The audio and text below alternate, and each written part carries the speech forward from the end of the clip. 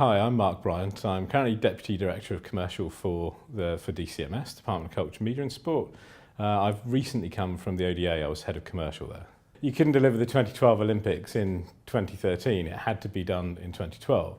And at that point, that was against the context, a very much cultural background of not failed, but very hard fought kind of construction infrastructure project. Commercial capability was making sure that everybody in the project team, not just a commercial function, had a level of commercial awareness. They understood that making decisions quickly was important, but making the right informed decisions, because each one has commercial impact. So, you can't, if you're trying to build a velodrome and you need to make some quick decisions on the cladding that goes outside, that has a huge impact on the look and feel of the whole games. You're bringing together very much high-level public sector and public servants with kind of quite gritty private sector, but very, the best and the brightest actually.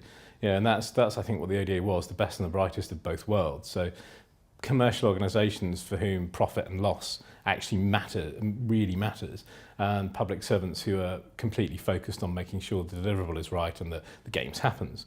And one of the key elements, I think, of commercial capability that you can really see drive from the Olympics is the idea of partnering, which has become quite a buzzword of late. It wasn't perhaps back in 2006 or 7 when we were really getting going.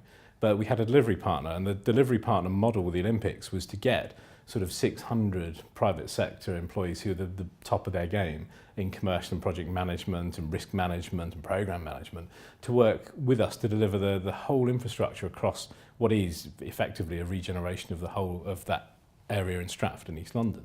Sometimes what we saw was sometimes the private sector did not quite see the same broad scale picture that the public sector brings to it. So, because for the public sector it's all about social value. I mean, the real end goal of this had always been with it, that the Olympics was almost a nice byproduct of a successful regeneration of that area in Stratford. So was kind of foremost in the ODA's mind all the way through. It really is about culture. I suppose one of the things I often bang in my drum about is it doesn't matter whether the contract's worth £100,000, £10,000 or £100 million. The principles are still the same in the supplier engagement and the relationship you need to build and the things that you need to look out for.